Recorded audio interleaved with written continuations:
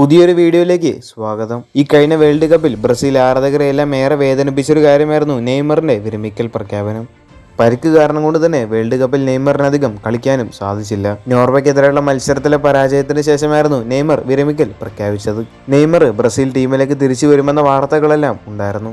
അങ്ങനെ ഇപ്പോൾ ആ വാർത്തകൾക്കെല്ലാം ഉള്ള മറുപടി നെയ്മർ തന്നെ ഇപ്പോൾ നൽകിയിരിക്കുകയാണ്. നെയ്മറിന്റെ വാക്കുകൾ ഇങ്ങനെയാണ്: ബ്രസീൽ ടീമിനോടൊപ്പമുള്ള എൻ്റെ സമയം കഴിഞ്ഞു, അത് അവസാനിച്ചു.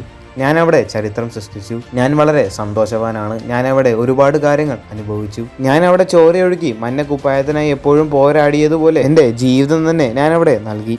എന്നാൽ ഇനി എനിക്കത് വേണമെന്ന് തോന്നുന്നില്ല. ഇനി ബ്രസീൽ ടീമിന് വേണ്ടി താൻ കളിക്കില്ല എന്ന് നെയ്മർ ഇതോടെ ഉറപ്പിച്ചു പറഞ്ഞിരിക്കുകയാണ്. നെയ്മറിന്റെ ഒരു തീരുമാനത്തിൽ ഇനി മാറ്റമില്ല. നെയ്മർ എന്ന ഇതിഹാസം ഇനി ബ്രസീൽ ടീമിന് വേണ്ടി കളിക്കില്ല എന്നുള്ളത് ഏറെ വേദനിപ്പിക്കുന്ന കാര്യം തന്നെയാണ്. അടുത്തൊരു വാർത്ത കേരള ബ്ലാസ്റ്റേഴ്സുമായിട്ട് ബന്ധപ്പെട്ട ഒരു അപ്ഡേറ്റ് ആണ്. പകരം കേരള ബ്ലാസ്റ്റേഴ്സ് ടീമിലെ ഒരുപാട് താരങ്ങൾ ക്ലബ്ബ് വിട്ടു പോയിട്ടുണ്ട്. ഇപ്പോഴത്തെ കേരള ബ്ലാസ്റ്റേഴ്സിന്റെ താരമായിരുന്ന ഫ്രാഞ്ചുവിനെ FC ഗോവ ടീമിലേക്ക് എത്തിച്ചതിന്റെ ഒഫീഷ്യൽ പ്രഖ്യാപനം ഇന്ന് പുറത്തുവിട്ടിട്ടുണ്ട്. ഇപ്പോൾ കേരള ബ്ലാസ്റ്റേഴ്സ് ടീമിൽ നിന്നും മറ്റൊരു താരം കൂടി ക്ലബ്ബ് വിട്ടുപോയിരിക്കുകയാണ്. കഴിഞ്ഞുപോയ സീസണിൽ കേരള ബ്ലാസ്റ്റേഴ്സിന് വേണ്ടി മികച്ച പ്രകടനം കാഴ്ചവെച്ച താരങ്ങളിൽ ഒരാളായിരുന്നു കെവിൻ യോ. കേരള ബ്ലാസ്റ്റേഴ്സ് ക്ലബിനോടും ആരാധകരോടും നന്ദി പറഞ്ഞുകൊണ്ടുള്ള ഒരു പോസ്റ്റ് കുറച്ച് ദിവസങ്ങൾക്ക് മുൻപ് അദ്ദേഹം സോഷ്യൽ മീഡിയയിലൂടെ പുറത്തുവിട്ടിരുന്നു. തുർക്കിയിലെ ഒരു ക്ലബ്ബാണ് കെവിൻ യോക്കിനെ ഇപ്പോൾ ടീമിലേക്ക് എത്തിച്ചിരിക്കുന്നത്. തുർക്കിയിലെ സെക്കൻഡ് ഡിവിഷനിൽ കളിക്കുന്ന ക്ലബ്ബായിട്ടുള്ള ബോലസ്പൂർ എന്നൊരു ക്ലബ്ബാണ് കെവിൻ യോക്കിനെ സ്വന്തമാക്കിയിരിക്കുന്നത്.